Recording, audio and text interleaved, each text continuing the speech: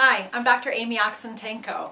On behalf of two of my co-authors, Dr. Amrit Kombaj and Dr. Patrick Hoverstein, I'd really love to spend a few minutes talking to you about an article that we recently published in the Mayo Clinic Proceedings. And the paper was on chronic abdominal wall pain. Chronic abdominal wall pain is something that we see fairly frequently in our GI practice, more so in the outpatient setting compared to in an inpatient setting. But chronic abdominal wall pain is something that we see in patients who've had chronic abdominal pain that seems elusive to any workup.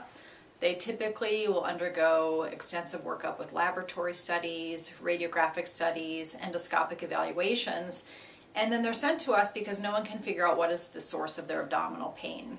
So chronic abdominal wall pain is one of these diagnoses that you can make if you take a very careful history and target your physical examination. So chronic abdominal wall pain typically results from some entrapment of the cutaneous nerve of the abdominal wall. So this may result after an abdominal surgery where the nerves can be disrupted from surgical incisions. We can also see it as a result of hormonal changes. And so patients will typically note that their abdominal pain is quite focal. Most of the time, upwards of 40% of the time, it will be in the right upper quadrant, or it may be in an area of the surgical scar. And when you ask the patients to show you where the abdominal pain is, they can typically point with one or two fingers, particularly where their pain is most intense. They may also report certain activities that might worsen their pain, such as lying on the side where this abdominal pain is. Anything that pushes on their abdominal wall in that area may be irritating. Anything that stresses or tenses the abdominal wall can also cause them to have exacerbation of their pain. So those are important things to ask about in terms of the history. Now, the examination is crucial into helping make this diagnosis. You're obviously going to do a full comprehensive history and examination, but one thing you can specifically do during the examination is called a Carnett sign. And so how you can evaluate a patient for a positive Carnett sign or the presence of a Carnett sign is to first have them lay supine on the table, relaxing their abdominal wall. I usually first have a patient show me specifically where their pain is, and again, they often can point with one or two fingers, localizing their pain.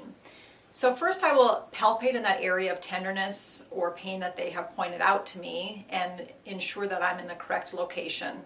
I'll typically keep my fingers right in that area of maximal tenderness while their abdominal muscles are relaxed. Then what I will have them do is either lift their head off the bed, almost like an abdominal crunch, or you can also have them raise their legs off the bed, whichever is easier for them, so that their abdominal wall muscles are tense. Typically in chronic abdominal wall pain, the patient will report worsening of their abdominal pain when you're tensing the abdominal musculature. Then what you'll have them do is then relax their abdominal wall again, and their pain will typically lessen if it's related to chronic abdominal wall pain. So again, a positive Carnett sign would be someone who has worsening of their abdominal tenderness in a focal area with tensing of their abdominal wall musculature, and then improvement of their discomfort when they relax their abdominal wall musculature. So again, the history is critical. The examination really can help pinpoint this diagnosis. When it comes to management then, the first thing is to reassure patients that this is something that is not going to lead to morbidity or mortality. It certainly can have a significant impact on their quality of life. And that's what we're here to help improve and make their symptoms better. So first of all, reassurance is key. They can try over-the-counter or topical anesthetics, such as a pain patch, also known as a lidoderm patch. These can now be obtained over-the-counter, which I think is very helpful. Some patients may find help with a heating pad or other abdominal binders to take some of that irritation off the abdominal wall. But most patients, when they've come to seek the attention of a medical specialist, may benefit both diagnostically and therapeutically from a trigger point injection. So what a trigger point injection is a needle that is, and we use an anesthetic agent like a lidocaine derivative, as well as a steroid, corticosteroid agent mixed together, and again inserted into the area of maximal tenderness.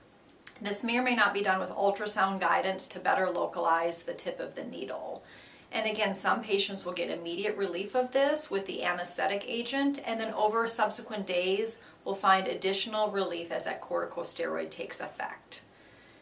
We know that some patients may need a repeat trigger point injection months or years down the line if their abdominal wall pain recurs, but many patients may have lasting benefit from this modality. So I hope those are a few helpful tips to educate you about abdominal wall pain. Again, this is a common diagnosis that we see in the outpatient setting, especially for those patients who have really not come to an understanding of why they're having abdominal wall pain or abdominal pain despite an extensive evaluation. So this is something for both the patient and the clinician to keep in their back pocket as something to consider for those patients. Thank you.